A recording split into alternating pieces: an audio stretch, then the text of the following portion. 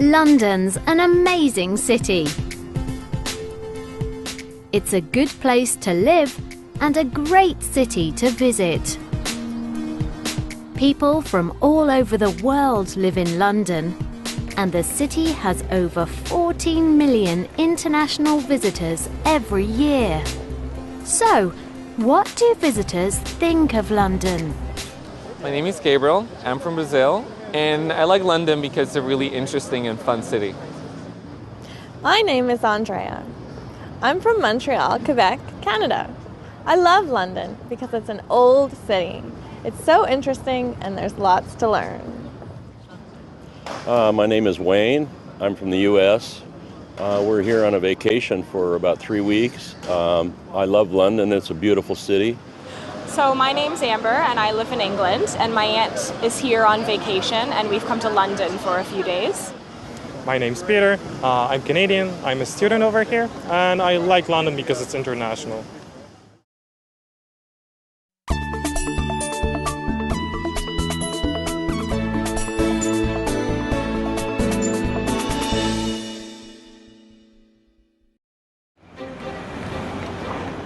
There are over 200 museums and galleries in the city, and a lot of them are free.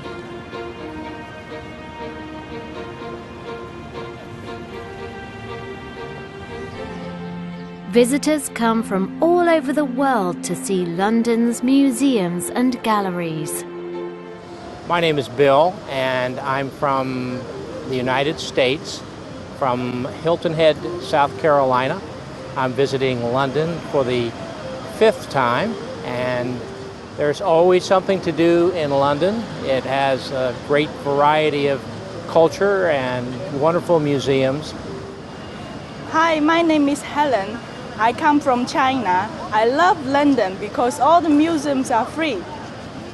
My name is Matt. I'm from Chicago. I'm a student in London, and I love the British Museum because of the interesting things there. My name's Colleen. I'm from Vancouver, Canada. I'm here to see my friends. I love the Tate Modern because it's free. The Tate Modern is an art gallery. It's near the River Thames.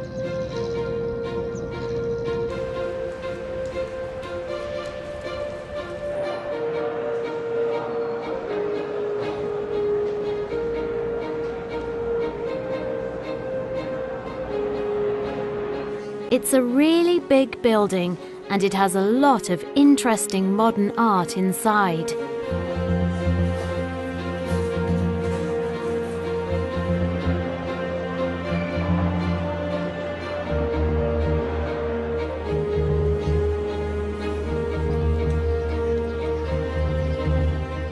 There's a great view of the city from the restaurant.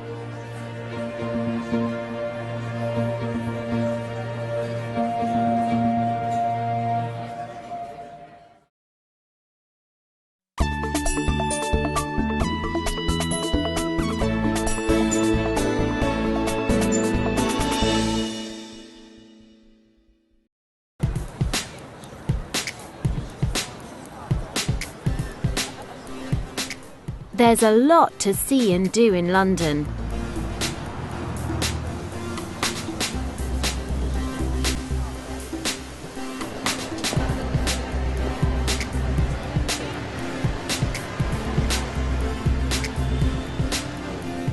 The city has a lot of beautiful old buildings.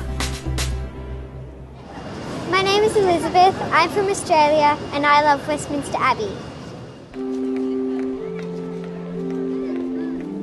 Westminster Abbey, one of the world's great churches, is near Big Ben and the Houses of Parliament.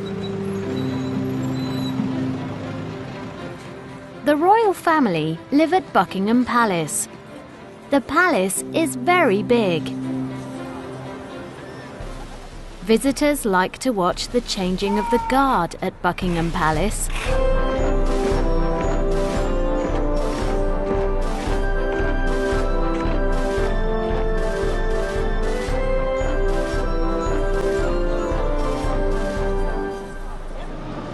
My name's Tess, I'm a chef, I'm from Australia and I'm here for the good food.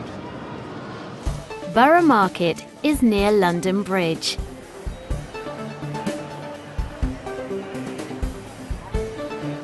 It's open 4 days a week and it's a great place to buy good food.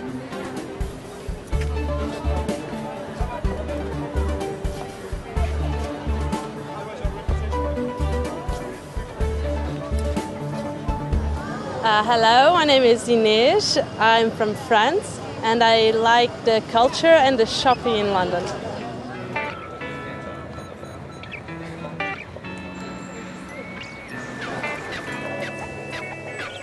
London's great for shopping. But some of the shops are very expensive.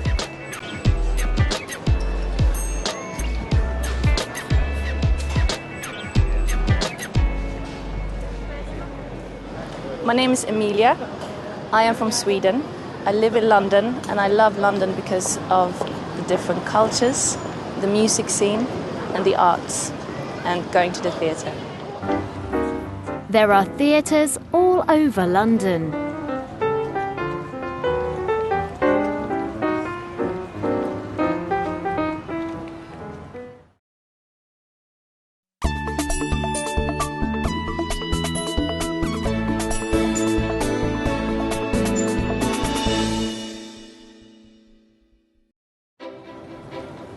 London's very big and very busy, but it's easy to travel around the city.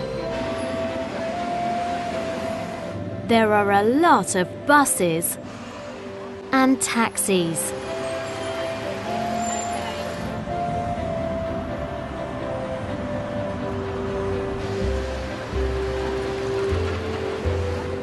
There's the Underground.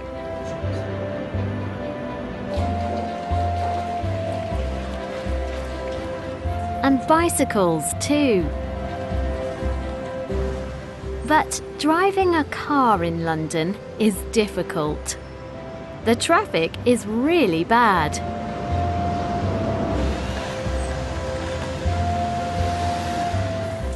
Some people don't really like the city.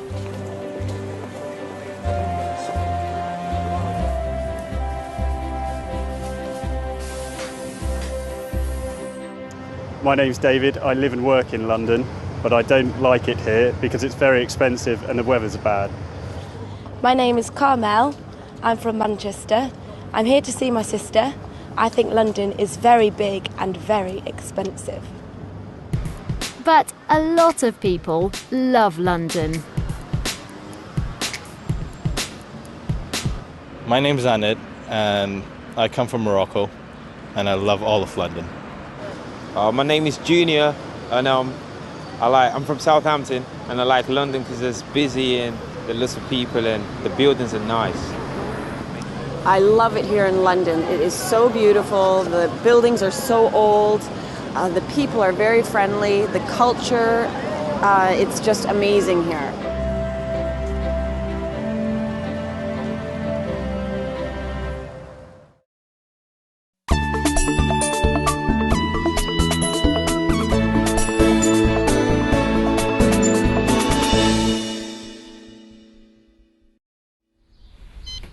It's 7:30 in the morning in Brooklyn, New York. It's the start of another busy day for Alex. He gets up and makes some toast for breakfast.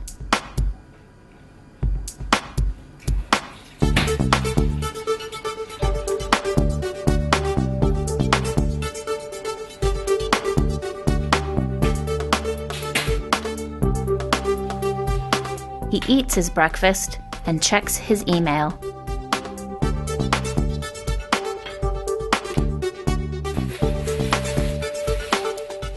This is Alex's video diary. My name's Alex. I'm 35. I'm from Chicago, but now I live in Brooklyn. I'm a bike messenger in New York City, and my days are very busy. It's 8 o'clock. Time to go. He doesn't wear a uniform to work. He wears his own clothes.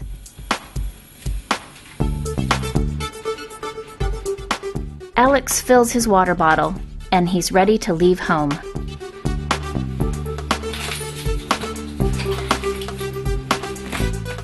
He always carries a large bag and his cell phone.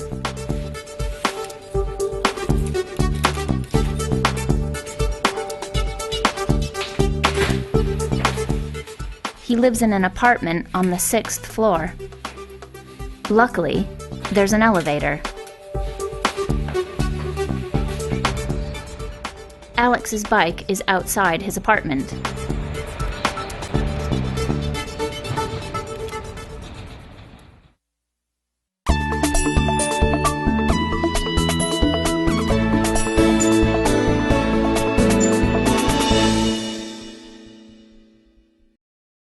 Before he starts work, Alex goes to a coffee shop.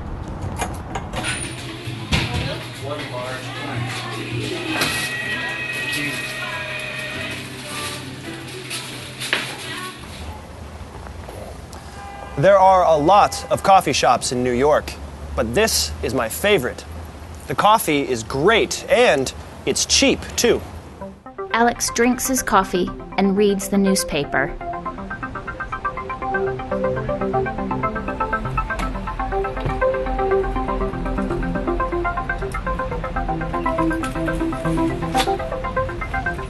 He starts work at 8:30.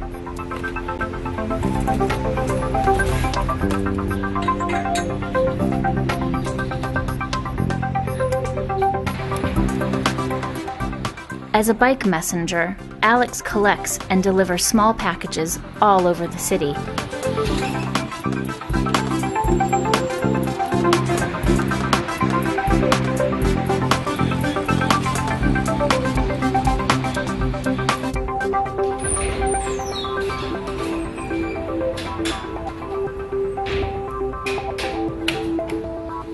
Alex's day is very busy. There are a lot of packages to collect and deliver.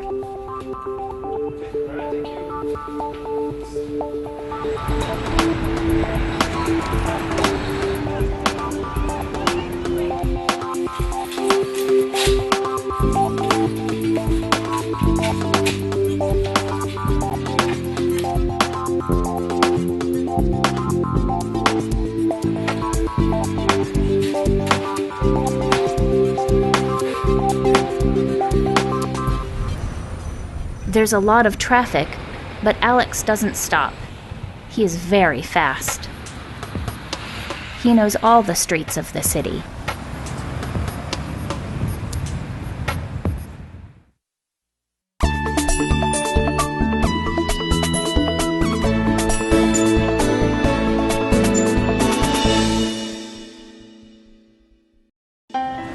Alex likes working outside when the weather is good.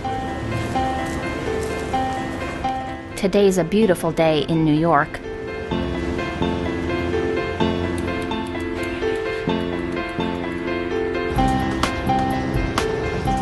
At just after 1 o'clock, Alex has lunch. He sometimes buys pizza at a small takeaway restaurant. He eats his lunch in the park. I like eating outdoors when the weather is good. The park is beautiful.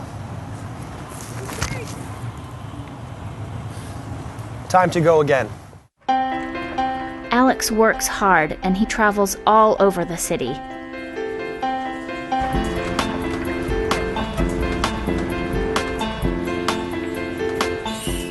He works for about 10 hours.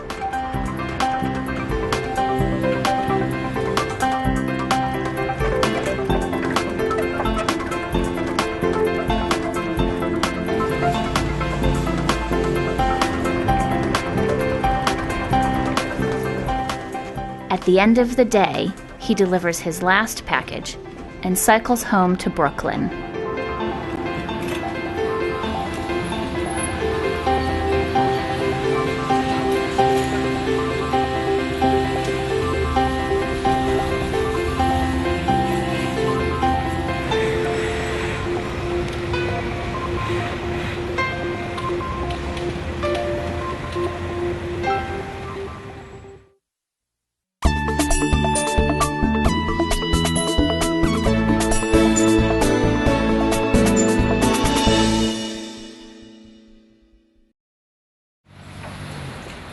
Alex arrives home at about 7 o'clock.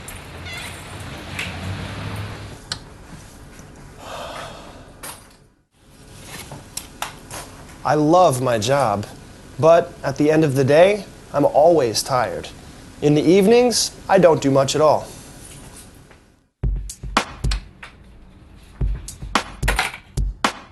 When he arrives home, Alex has a shower.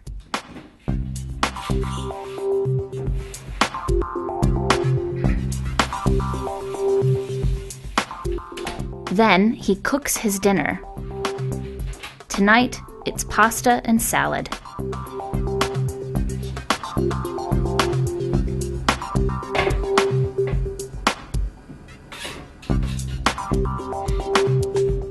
Alex isn't married.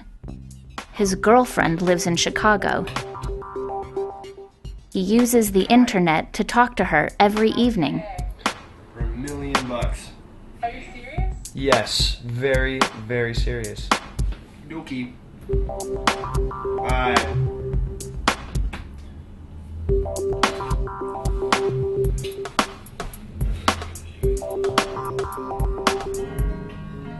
In his free time, Alex plays the guitar. He enjoys writing songs.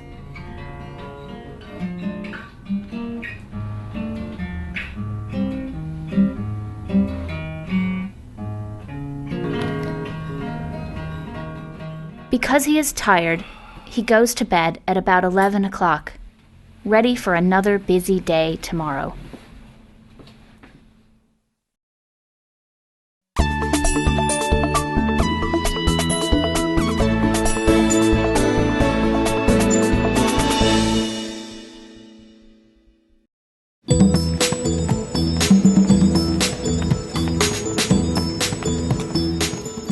Hannah is a hairdresser.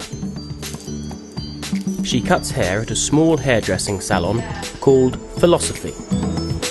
5 hairdressers work at the salon with Hannah. They cut both women's and men's hair at Hw5e. Hannah enjoys her job as a hairdresser. I like my work. I like changing people's style. I usually work from 9 till 5:30. On a Thursday I work from 9 till 7. And on Saturday I work from 9 till 4 o'clock. I don't work on Fridays or Sundays. Hannah doesn't drive, so she takes the bus to and from work. I live quite far from work. Sometimes it takes 2 hours on the bus to get to work. When she's not at work, she likes spending time with her family and friends. In my free time, I like to go shopping, relax, socialise with my friends, and I don't think about work. I think I have a good work-life balance.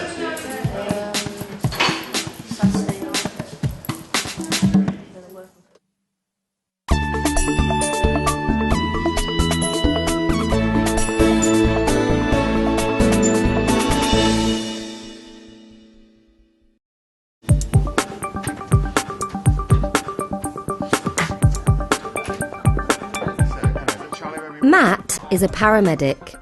He works for the ambulance service.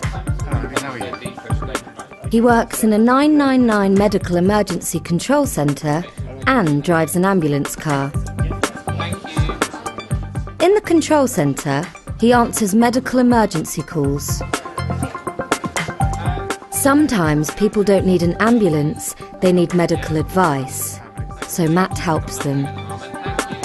When he's in the ambulance car, he drives to emergencies and helps people. I love my job. I like helping people. I work many hours. I work days and night shifts. When I work a day shift, I normally work from 7 a.m. in the morning through to 7 p.m. in the evening. And then when I work night shifts, it's generally from 7 p.m. in the evening through to 7 a.m. in the morning. I sometimes work late when there's a 999 call at the end of my shift. Because he works long hours and studies part-time at university, Matt doesn't have much free time. I enjoy spending time with my family. I have two young children, Alexander and Isla, so I have to balance studying and my children.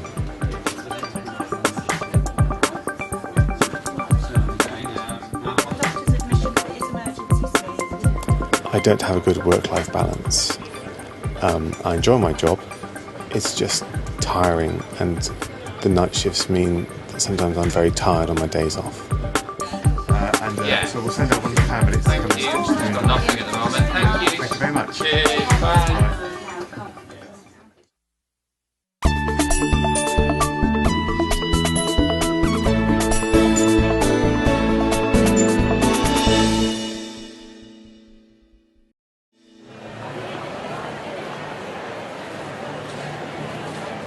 My name is Sally and I'm a cake decorator. I work in a shop and I decorate and finish birthday cakes, celebration cakes.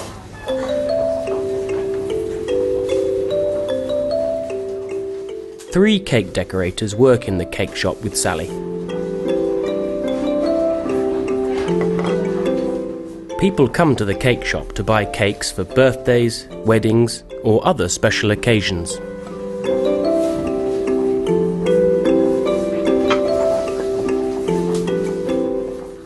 They don't bake the cakes in the shop, but they decorate them with amazing designs.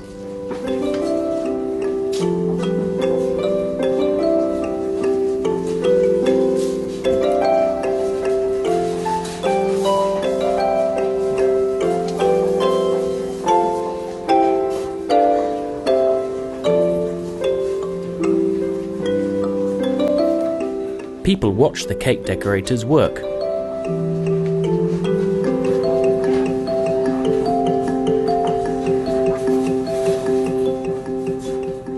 I love my job.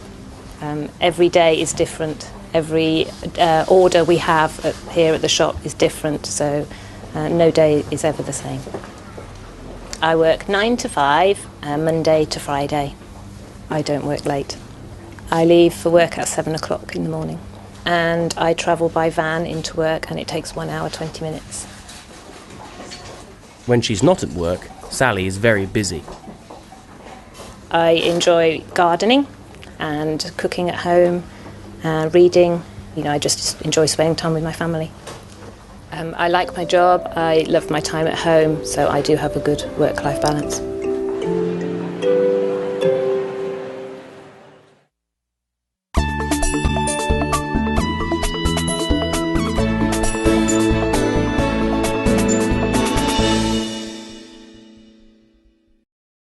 How you doing? Good. I'm looking to get some flowers. My name is Rob Palliser. I'm a florist and I work at Scott's Flowers in New York City. Scott's Flowers is a flower shop in Midtown Manhattan. The shop is very big and it's full of beautiful flowers. Rob's job is very busy. I make bouquets every day and I arrange flowers for all different kinds of parties, birthday parties, weddings, and other kind of events.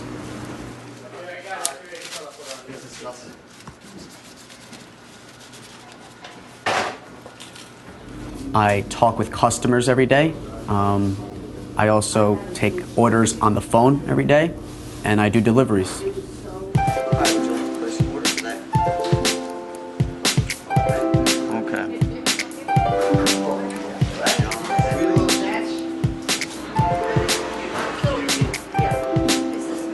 Okay. Bye. Being a florist is a fun job. I like it very much. I like talking to people. I like using my hands, and I like being creative.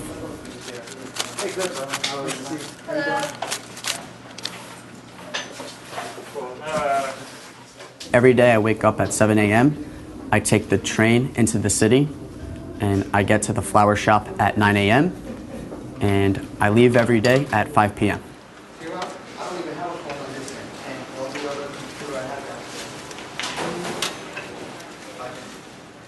When I'm not working, I enjoy relaxing, watching TV, meeting new people, going out with my friends, and I'm a DJ. I think it's difficult to have a good work-life balance. I work a lot of hours, but when I am off, I enjoy my free time. Okay. Thanks very much. Okay. Thank you.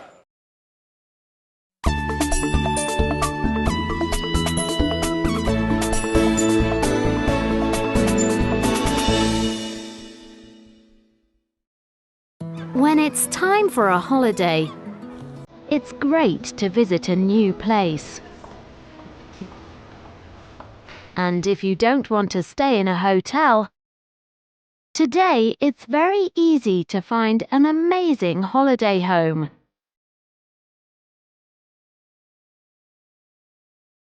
And in Cornwall, in the southwest of England, there are a lot of holiday homes.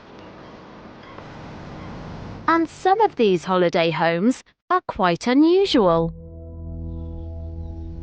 This is Bedrifty in West Cornwall. 2,000 years ago, there was a village here. The old houses were round, so they are known as roundhouses.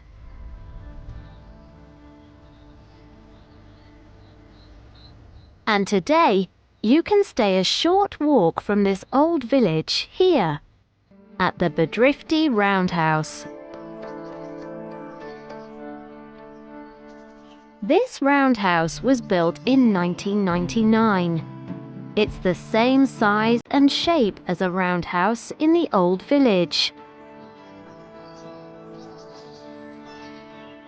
It's 13 meters wide and 13.1 meters tall. Inside, there's only one room. There aren't any windows, but the roundhouse has electricity, so there are some lights.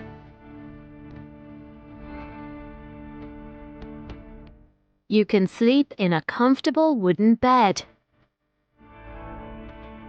And there are some wooden benches and chairs to sit on. There's a fire in the middle of the room, so the roundhouse is quite warm. But there isn't a kitchen or a bathroom here. Luckily, very near the roundhouse is another building called the Lantern. Guests can use all the facilities at the Lantern.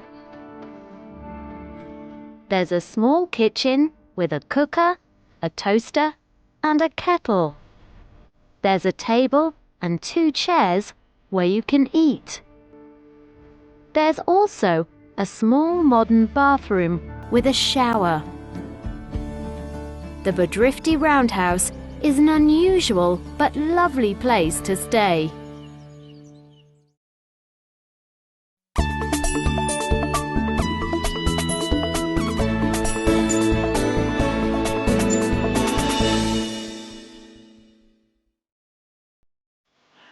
This is the Trelisic Water Tower, a very unusual holiday home near the beautiful River Fal in South Cornwall.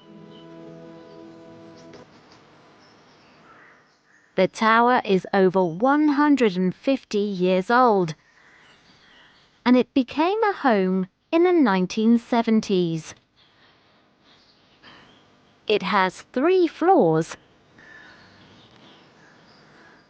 and one very narrow staircase with 49 steps. There's just one room on each floor. At the top, there's a nice kitchen. All the cupboards are the same round shape as the tower.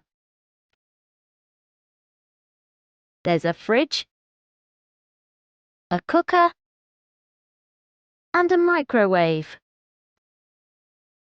There's also a place to sit and eat.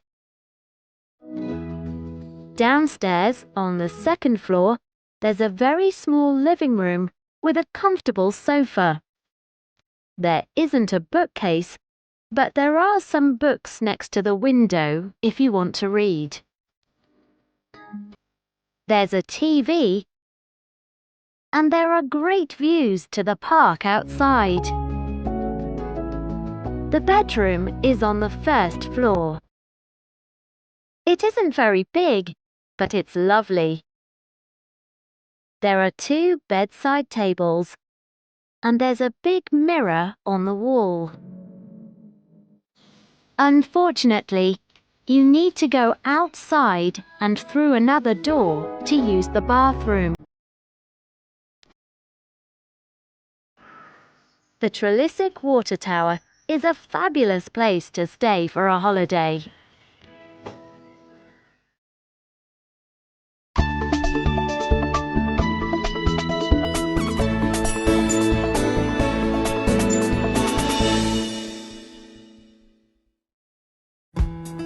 Three kilometers from the beautiful beach of Sennen Cove, there's another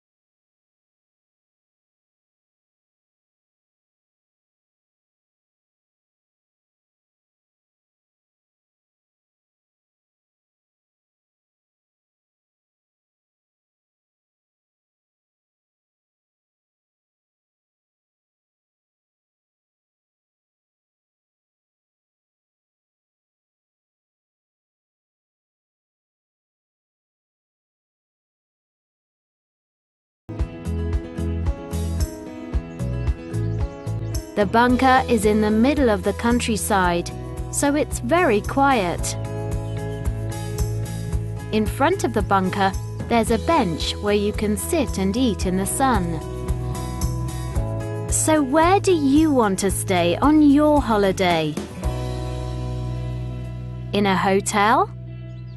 In a roundhouse? In a tower? Or perhaps in a bunker? You decide.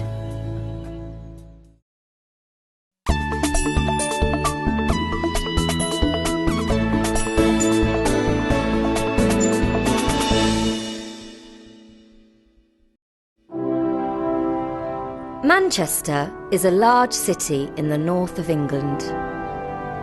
In the mid-19th century, Manchester was a rich and important industrial city.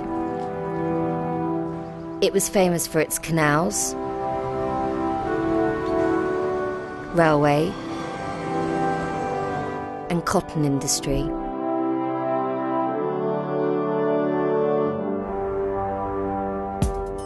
Today, Manchester is still a busy and exciting city, but it's now more famous for its football teams. Right in the centre of Manchester, there's an unusual school with an amazing history.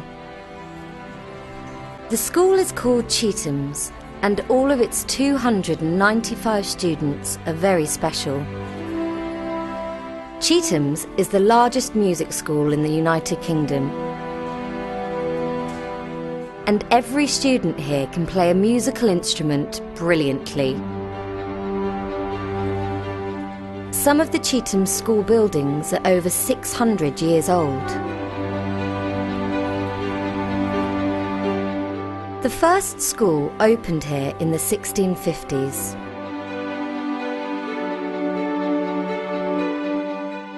At this time, there were only 40 students at the school. There weren't any girls, and it wasn't a music school.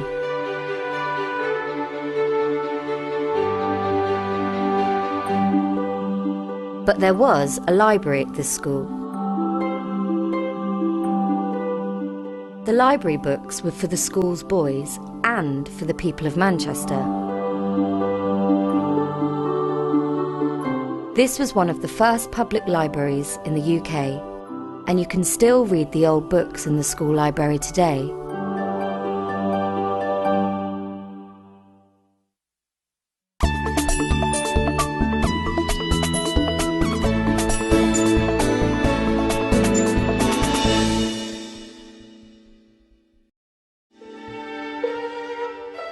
It's lunchtime at Cheetham School. 4 students are playing a classical concert in the school hall. These students are 18 and they are in their last year at Cheetham's. Students can come to Cheetham's when they're 8 years old. Students come from all over the world to study here. The director of music is Stephen Threlfall. We're looking for young musicians who can play an instrument, ideally can read music, and know something about musical language. The students study all the usual school subjects like maths, English and science, but they also study music for about 3 hours a day.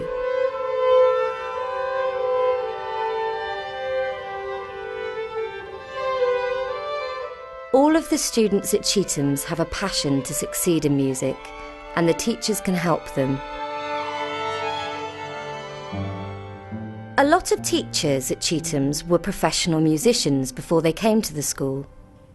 I can play the cello, that's my main instrument, and I can play the piano. I can get by on the piano, and I can play the guitar, and of course I can sing. And one other thing I do a lot of is I'm a conductor. So with great teachers and hard work, the students can be very successful. They often win national and international music competitions.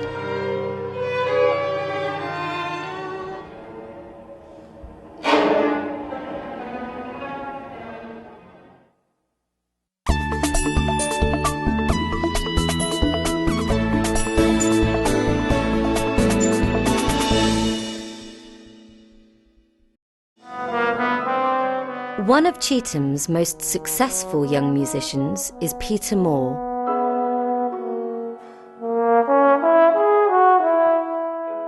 I'm Peter Moore, I'm 14 years old and I study music at Cheetham's. I play the trombone and in 2008 I won the BBC Young Musician of the Year competition, which was a fantastic experience and a real honour to win. Peter was only 12 years old when he won the BBC Young Musician of the Year competition. This is a very important national competition for musicians under 18.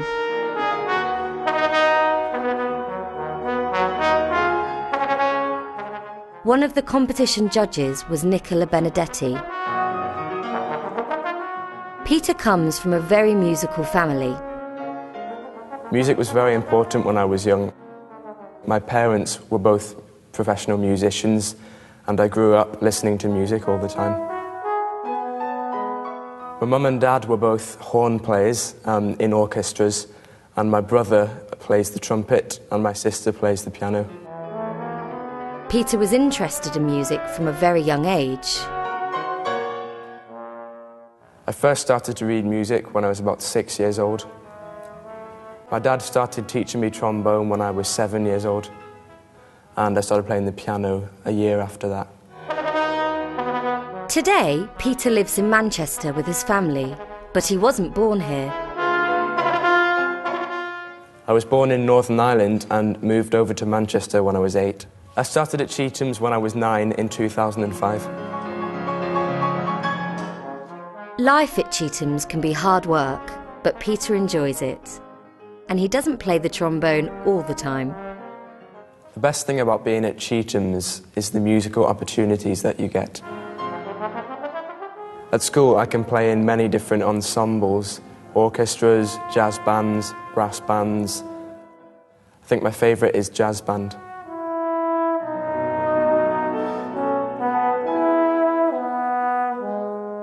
When I'm not playing music, I like to relax and play sport like football or tennis. I support Manchester City Football Club and go to see the matches regularly when I have the time.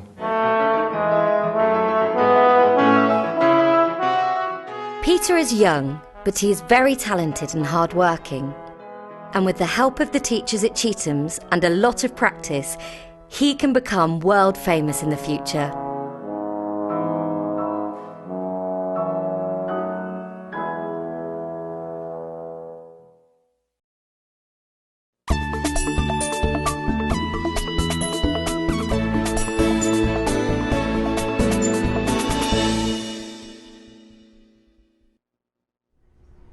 Do you know what happened in the world the year you were born?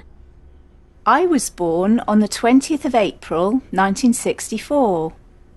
That was in the middle of Beatlemania, when the British pop group The Beatles was really popular. My mum was a big Beatles fan. She had all their records, so I grew up listening to their music. I still listen to it sometimes. It's great.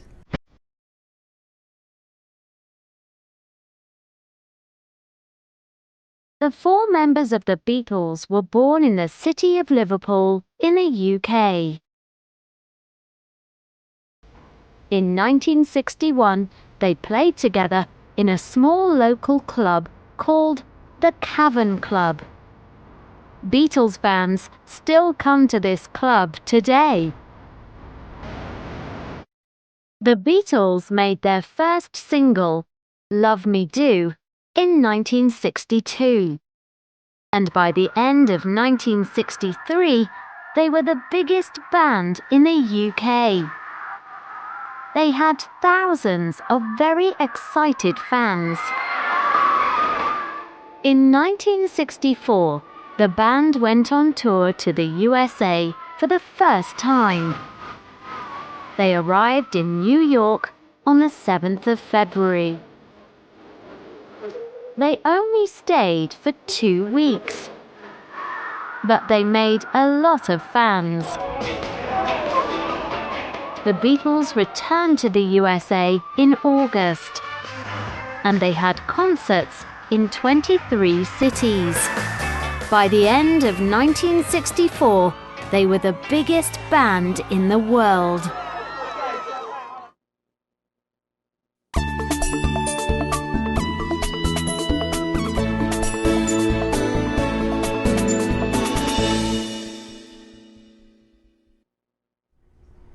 Do you know what happened in the world the year you were born? I was born on the 11th of January, 1976. I think that was the year that Concorde started flying. My dad flew to New York on Concorde once, and he talked about it a lot. I remember there was a horrible crash in Paris about 20 years ago, and Concorde stopped flying after that. I saw one in a museum recently. It was an amazing plane.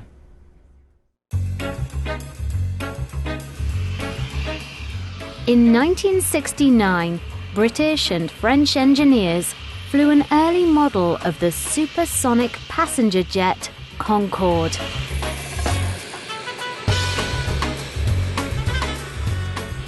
People were amazed by this beautiful new plane that could fly at over 2,000 kilometers an hour. In 1976, 14 Concorde planes were ready for passengers.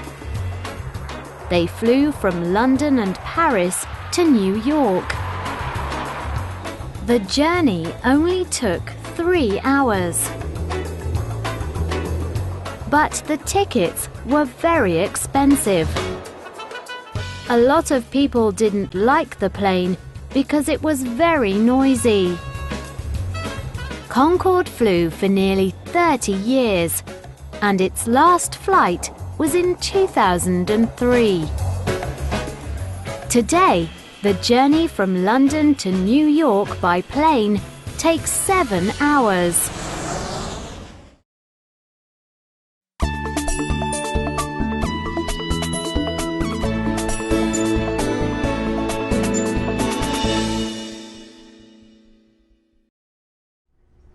Do you know what happened in the world the year you were born? I was born on May the 7th, 1981. That was the year that Charles and Diana got married. My parents have photos of me as a baby at a street party for the wedding. It was a fairy tale story with a really sad ending. I remember when Princess Diana died in 1997. I was still at school. It was really sad.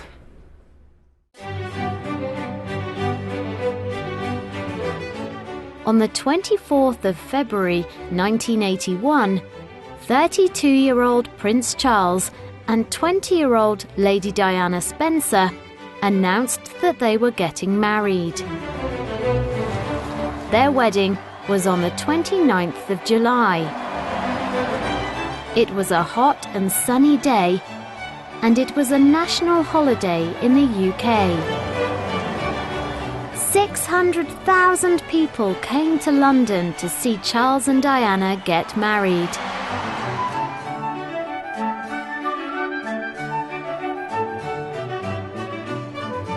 The crowds of people were very excited to see the prince and his new wife, Princess Diana. People celebrated the wedding around the world. More than 750 million people watched it on TV. On the 21st of June 1982, Charles and Diana's first son, Prince William, was born. And on the 29th of April 2011, Prince William stood on the balcony at Buckingham Palace and waved to the crowds with his new wife, Kate.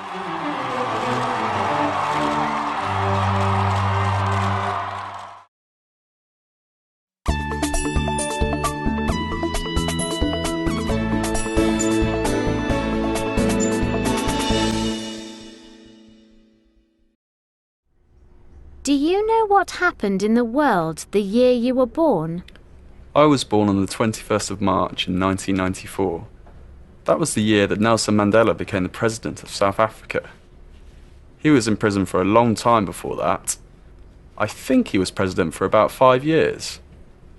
He also won the Nobel Peace Prize in 1993. He was an incredible man. Nelson Mandela was born in South Africa in 1918. Mandela was a lawyer. He worked against his country's terrible laws. In 1964, the government sent him to prison for life. But the people of South Africa didn't forget him while he was in prison.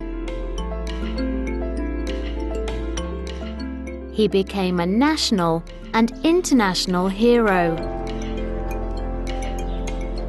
And finally, after 27 years, he became a free man again on the 11th of February 1990.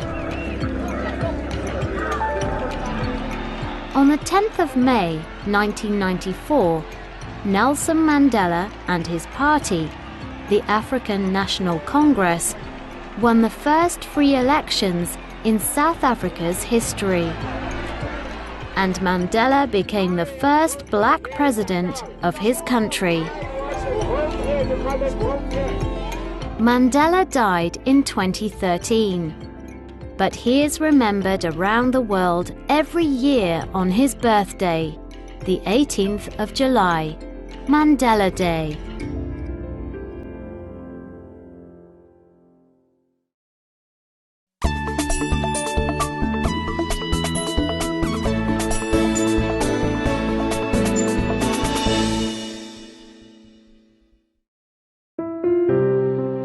We got married in a church in Oxford. There were about 100 people there, and the ceremony took about an hour. I wore a long white wedding dress. My bridesmaids wore navy blue dresses, and Stuart wore a black suit. After the ceremony, we went to a restaurant where we had a party with about 80 people. The party finished at about 5 o'clock, and we left and went straight on our honeymoon. We went on honeymoon to Edinburgh.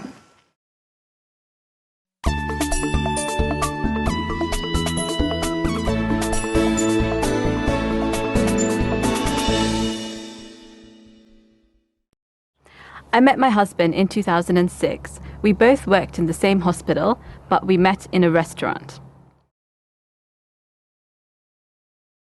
When I got married, there were 5 different ceremonies over 5 days in 2 different cities, Manchester and London, and there were about 300 people at the wedding.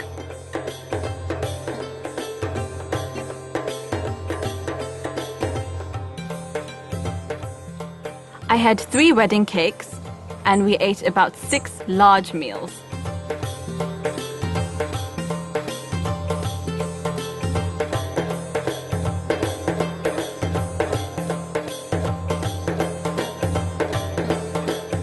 The first event was the registry wedding, where I wore a white dress and a tiara.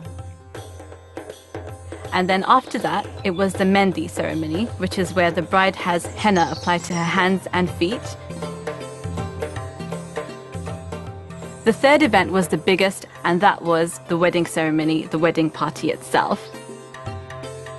I wore a traditional Indian dress called a lehenga, which is an embroidered top and an embroidered skirt with a very, very heavy scarf. I also wore heavy gold jewelry, 10 bangles, and big earrings and a big necklace.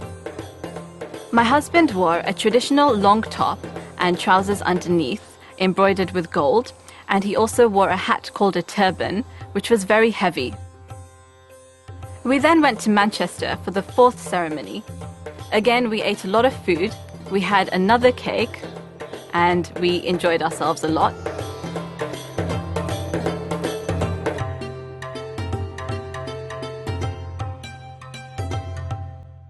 The final event, the 5th ceremony, was a small dinner with my husband's family and my family, and that was just as well because we were very, very tired by then.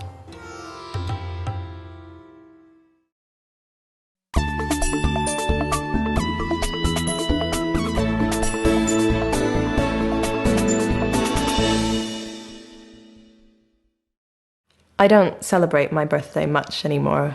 I might go out for dinner with some friends or my family, but I remember when I was a child, my parties were really, really exciting, and I always looked forward to them. I remember my 7th birthday party was one of the best.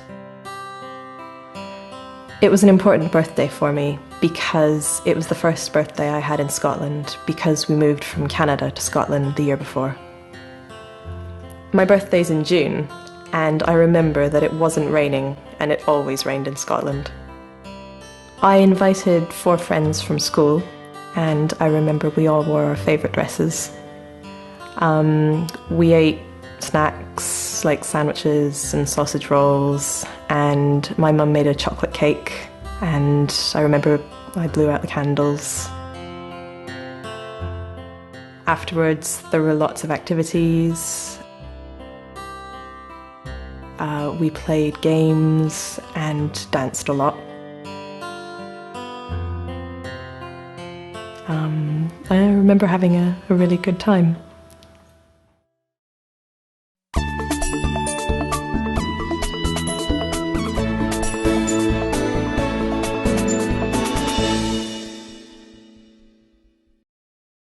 Recently it was my 40th birthday and I celebrated it with all my friends, which was brilliant. I decided to have a 1970s party, so lots of my friends dressed up in 1970s clothes. I wore a dress that was from 1970. I bought it in a retro market in Rome, and it was long and orange and it had orange chiffon sleeves. We ate 1970s food. I played 1970s music, lots of disco and soul and that kind of thing. I had a cake. My sister arranged for somebody to make a cake, and it was a 1970s cake with big platform shoes on top and Happy Birthday Carolyn. I think the party went really well. Lots of people dressed up, lots of people danced. I think everyone had a good time. The party wasn't on the actual day of my birthday, it was a couple of days before. On my birthday I was in Italy and I decided to bounce across the Ponte Vecchio in Florence on my 1970s space hopper to celebrate.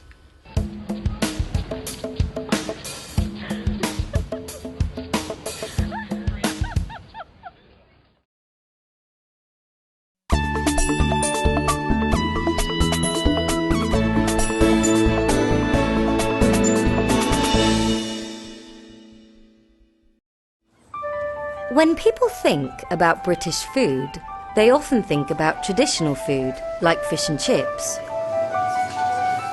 or more unusual takeaway food, like Cornish pasties. Cornish pasties come from Cornwall in the southwest of England. The pasty is usually made with some potatoes, vegetables and meat, baked inside pastry. But international food is popular in Britain too. There are a lot of restaurants, markets, and festivals where you can try delicious food from all around the world. How about trying some Jamaican jerk chicken with some rice and peas? So, what food do you love or hate? I like French food. I also like Thai food. Well, I like Chinese food, and I think you like Chinese food too. Yeah, I like Chinese food. My favourite food is Indian. I really don't like peas. I like Japanese food. I like Italian food, like pizzas and pastas. My favourite food is jacket potato with chili con carne. I don't like cereal.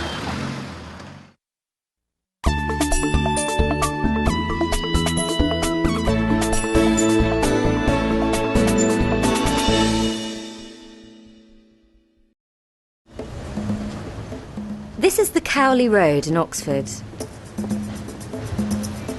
Cowley Road isn't a big street, but it's often very busy. There are a lot of cars and buses. But if you'd like to try some new and exciting international food, it's a great place to go.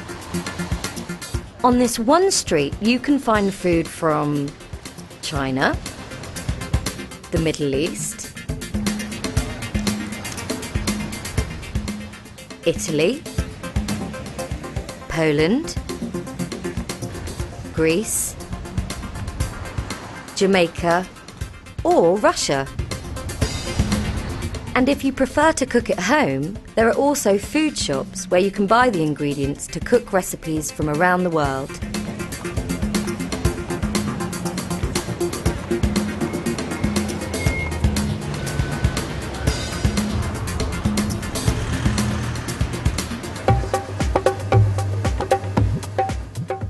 There are also a lot of Indian restaurants on the Cowley Road. Although they are called Indian restaurants, they often serve food from India, Pakistan and Bangladesh. They're also known as curry houses.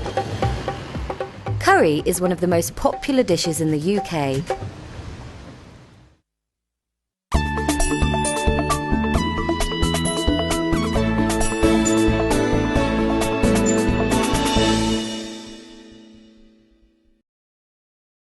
The Majlis restaurant is one of the curry houses on the Cowley Road.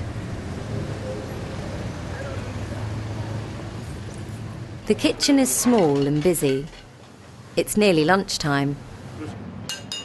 The three chefs prepare many different dishes for the lunchtime menu. They cook traditional Bangladeshi and Indian food.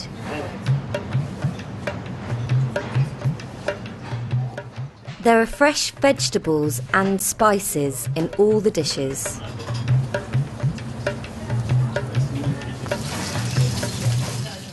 There's a lot of chicken and fish in Bangladeshi food. There's some lamb too, but there isn't any pork.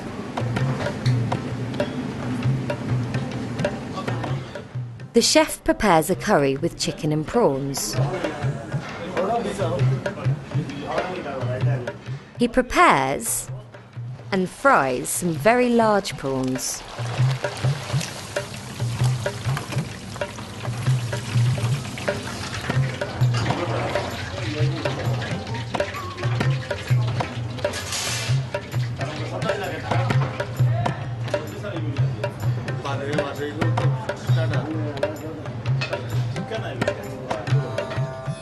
He cooks some chicken in a special oven called a tandoor.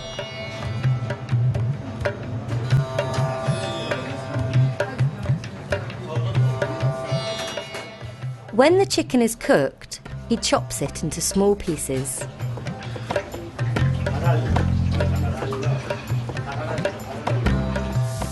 The chef fries some onions and some chilli in a large frying pan. Then he adds some spices. There are a lot of different spices in the dish. The chef doesn't need a recipe. He knows which spices to use.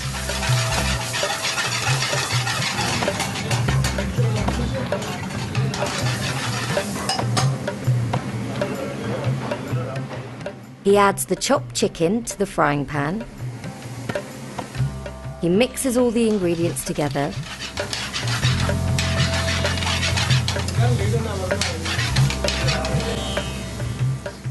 Then he adds the cooked prawns.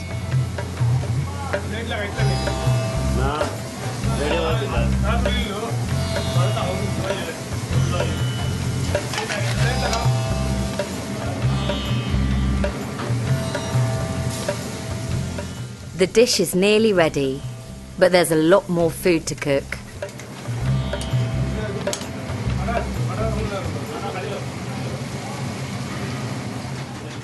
The chef makes naan bread.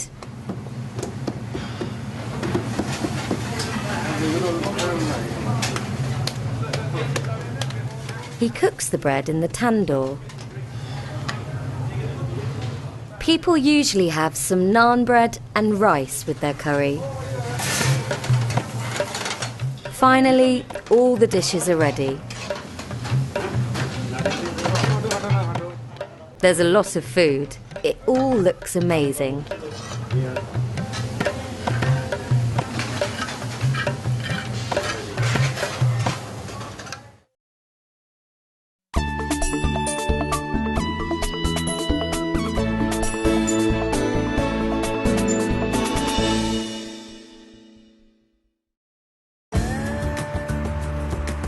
Living in a big city can be a great experience. Some of the world's biggest cities, like Beijing in China and Delhi in India, are exciting places to live and to visit. These cities have got huge populations, many beautiful historic buildings,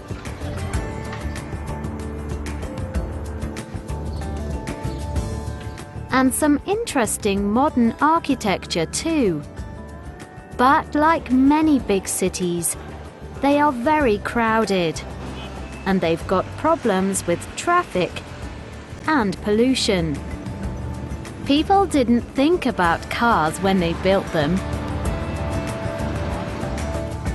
Other cities, like Copenhagen, the capital city of Denmark, and Auckland, on the North Island of New Zealand, are much smaller. And they are famous for being great places to live with a very high quality of life. These cities are clean and safe, but they are also very expensive. Whether they are big or small, cities can be amazing places to live and visit. Which kind of city do you prefer?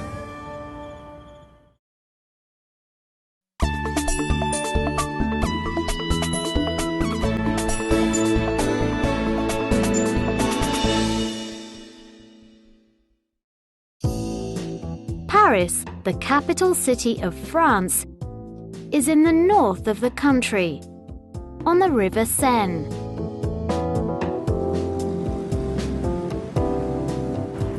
With a population of around 2.2 million, Paris is the largest city in France.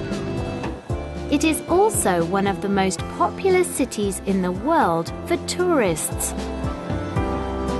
Around 22 million visitors come to the city every year. The best time to visit Paris is in the summer. The city can get very crowded, but generally it isn't too hot. The average summer temperature is only 25 degrees Celsius. Paris is famous for its cafes, its fashion, and its amazing architecture. And it's easy to see why people want to visit this beautiful and historic city. This is the Musée d'Orsay, on the left bank of the River Seine. When this building opened in 1900, it was a busy train station. Today, it is a very important art museum, and it has sculptures and paintings by famous artists like Van Gogh, Monet, and Renoir. While there aren't any skyscrapers in the center of Paris, it has got one of the most famous tall structures in the world. The 324-meter Eiffel Tower. The tower opened in 1889. It took just over 2 years to build. And for over 40 years, it was the tallest structure in the world. Today, it's the busiest tourist attraction in the city, with more than 7 million visitors every year. You can climb to the top, but there are 1,665 stairs. So most people take the lift. And you can get the best views of this wonderful city from the top.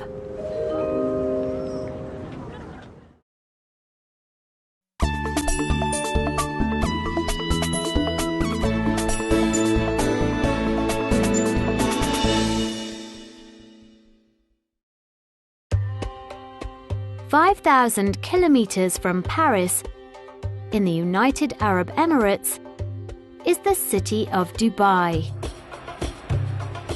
It's the biggest city in the region, and it's got a population of around 2.9 million.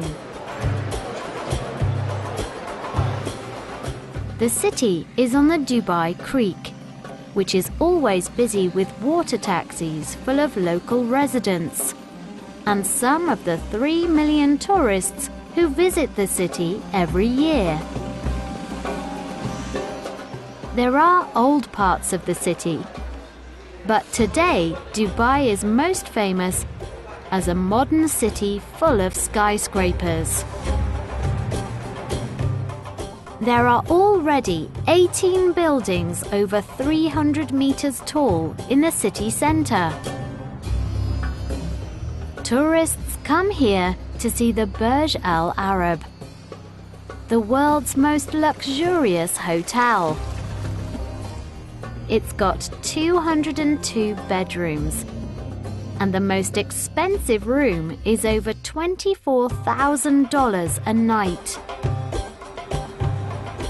Dubai is also famous for having one of the world's tallest structures, the 828-metre-tall Burj Khalifa. It's got 211 floors and over 24,000 windows. But in the summer, it is far too hot to spend time outdoors, looking at the fantastic modern architecture of Dubai. The average temperature in July is 44 degrees Celsius. So, the most popular attractions in the city are indoors, where the temperature is much cooler. And the biggest attraction of all is the Dubai Mall. The Dubai Mall is one of the largest shopping centres in the world. It has got over 1,200 shops, and 750,000 people visit the mall every week. Shops sell everything, from expensive clothes and jewellery to electronics. But there's also a lot to do and see for visitors who don't want to shop. Inside the mall are 22 cinema screens, a beautiful aquarium, and even an Olympic-sized ice rink, which is definitely the coolest place in this spectacular modern city.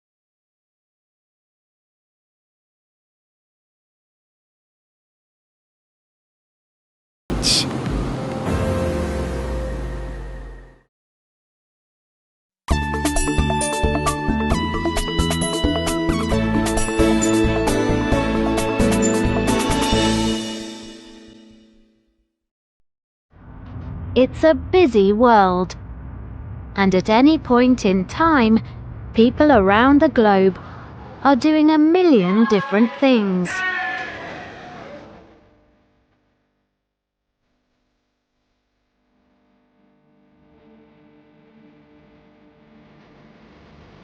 It's 6 a.m. in New York. Jack is making breakfast. This morning, he is cooking eggs. Jack works as a tour guide in Manhattan. He gets the subway into the city early in the morning. Although it's early, many people in New York are already working hard. Krikor and Rocio are working in a small cafe. They are preparing food and making coffee for their customers. Everyone needs a good coffee to start their day.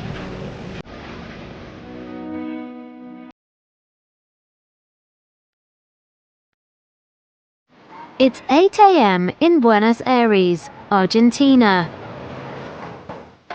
The Mena family are having another busy morning. Gabriella works in an office in the center of town. She leaves for work at 6:30 every morning. Her husband, Roberto, is a journalist. He doesn't start work until 9 a.m., so he's at home. He's helping his daughters, 11-year-old Milagros and 7-year-old Julieta, get ready for school. They are a bit late, so Roberto is driving the girls to school. After he says goodbye to his daughters, Roberto is going to his office to start work.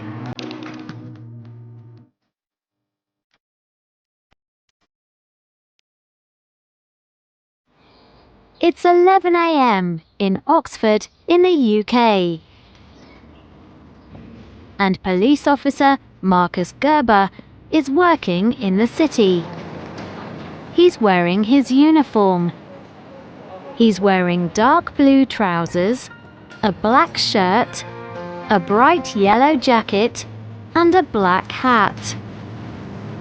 He is walking around the city to make sure the streets are safe. And he's giving directions to visitors.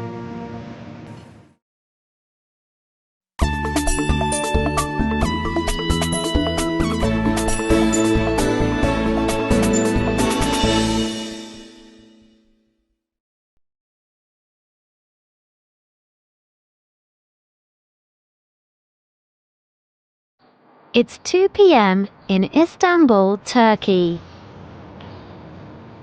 It's a hot and sunny day, and the city is full of tourists. The visitors are traveling around the city on the old trams and taking boat trips across the Bosphorus Strait. They are exploring the many beautiful buildings in the city and taking lots of photos. The markets are very busy.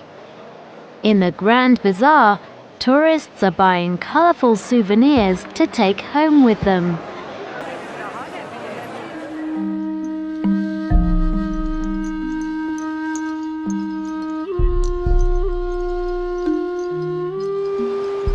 It's 8 p.m. on the island of Okinawa in Japan. 93-year-old Hana Miyagi is spending time with her family. They are relaxing after dinner and watching TV. The people on Okinawa live very long lives. They eat healthy diets and they live on Okinawa time. This means that on Okinawa, time isn't important, so there's very little stress in their lives.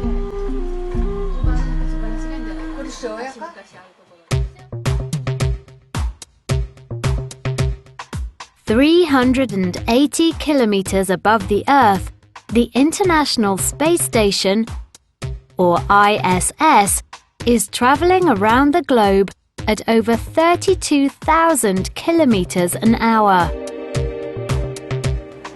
While they are living on the ISS, the crew of 6 international scientists see a sunrise and sunset every 90 minutes. scientists made the decision to use Greenwich Mean Time, GMT, in space. So it's the same time on the ISS as it is in Greenwich, London, 11 a.m. The crew are very busy this morning. They are all doing very important scientific experiments and looking after the space station. But there's always time to look out of the window and think about how the people on Earth, so far below, are spending their day.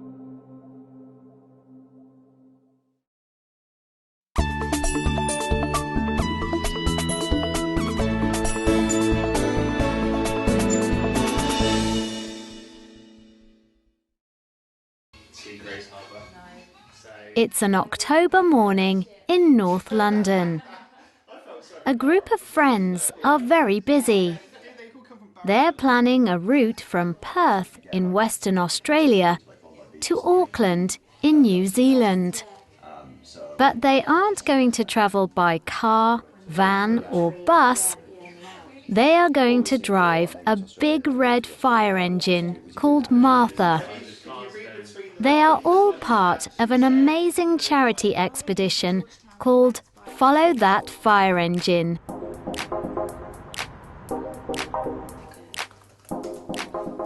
Amy is one of the crew members. So Follow That Fire Engine is a charity expedition.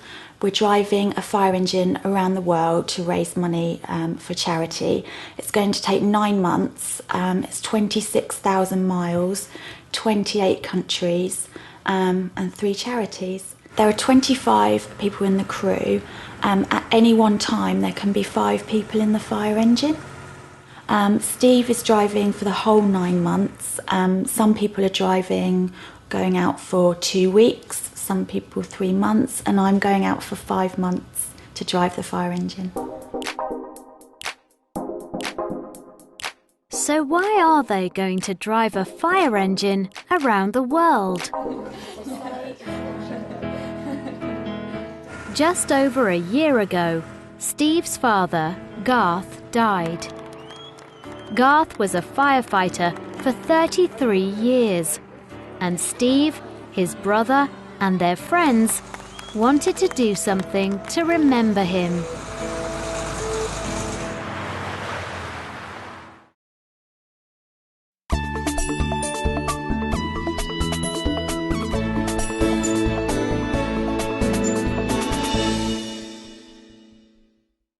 They all come from Barry Island. Cool. There we go, see? Ben is a friend of Steve's and a member of the Follow That Fire Engine crew. We decided to drive a fire engine around the world to raise money for 3 charities, UK charities, and also to do something in Garth's memory, because he was a very, very special person, and he was also a leading firefighter for our fire station in our hometown. There are 8 stages in their journey around the world. I was very lucky in a way, because I was on stage 1, and stage 1 left London on Sunday, July the 18th, and then for 2 weeks we drove the fire engine from London through Europe and finally finished in Moscow in Russia on the 1st of August. I think we travelled through 16 countries in 14 days. Which was quite an achievement. I'm very excited because I'm going to be joining the fire engine again on stage 7 of the expedition in January next year. I'm going to be arriving at a place called Grays Harbor in North America, which is approximately 100 miles from the Canadian border. I am going to be travelling from Grays Harbor in North America, down the west coast of America, through cities such as Las Vegas, through San Francisco, through Los Angeles and California. And I'm going to be travelling through the Mexican border and finishing in Hermosillo.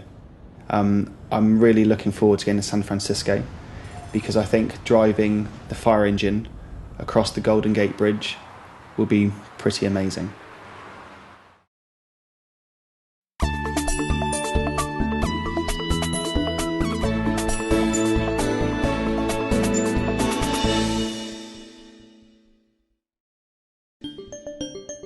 But there's a long way to go before the fire engine arrives in North America in January.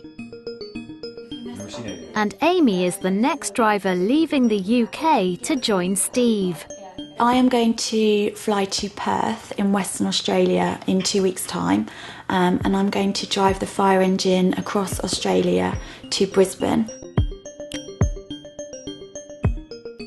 We're then going to put the fire engine on a ship and go with the fire engine on the ship to New Zealand.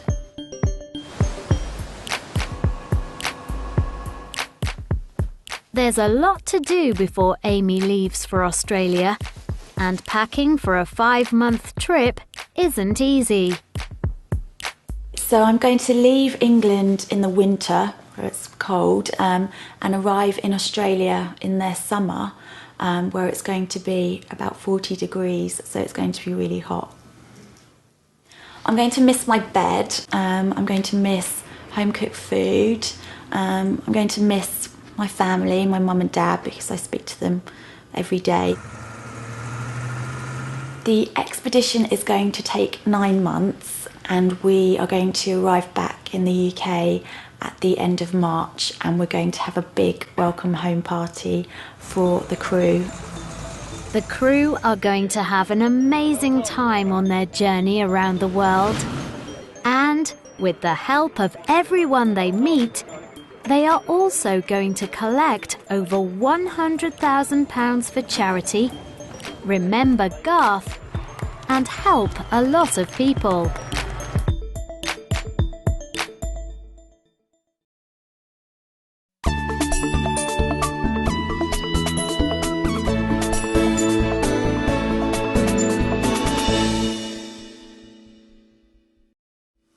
I've lived in Germany before.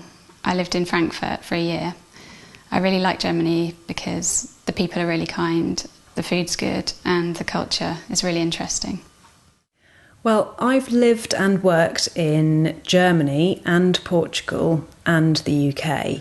I lived in Germany for 3 years and I met my husband there, and I met him in 2002. And we got married in 2004, and then we decided to go and live in Portugal for a year, and after that, in 2005, we came back to the UK. I lived in Australia, in Melbourne, for 10 months. I liked Melbourne because the city was easy to get around. I liked the lifestyle and the culture. I've lived in Canada, Scotland and England. I was born in Ontario in Canada, and when I was 6 we moved to Glasgow in Scotland, and when I was 9 we moved down to London. I'm in a band, and we have played festivals all over the world, in Japan, Europe and America. We went to Japan in April, and we played 4 or 5 gigs, and the last gig was a festival in Sendai, and there were thousands of people there. It was a really great experience, loved it. I've been backstage at a very big music festival called Download, and it's where lots of heavy metal bands play their music to a large crowd of people. My friend is in one of those bands, and he invited me to come along. I stood backstage with them, and I filmed them playing on my mobile phone, and it was really loud. Hi, man, on the stage, Download, look at that, mad.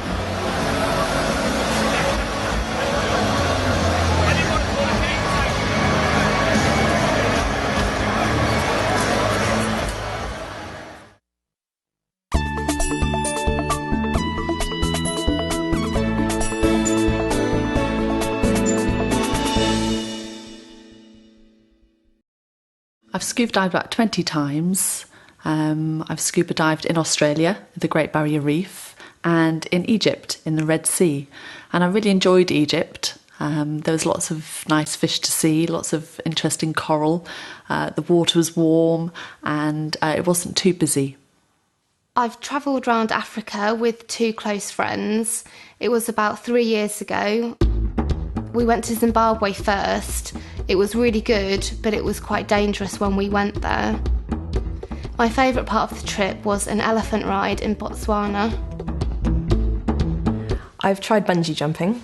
I did it when I was in South Africa, travelling.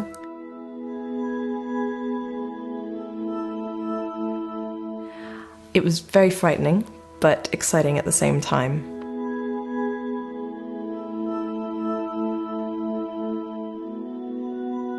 The feeling's difficult to describe, but it was an amazing experience. I've eaten crocodile tail. It was at a hotel in Zimbabwe when I was 12. And it was kind of like fish mixed with chicken. It was weird. I have eaten camel. It was at Ayers Rock in Australia, and I was on a trip and we cooked a camel curry. The strangest thing I've ever eaten is sheep's brains. I ate them when I was in Marrakesh in Morocco, and they were very oily and they didn't taste very nice. I haven't eaten many strange things. I've eaten mussels, which I think look really strange, but I didn't like them at all.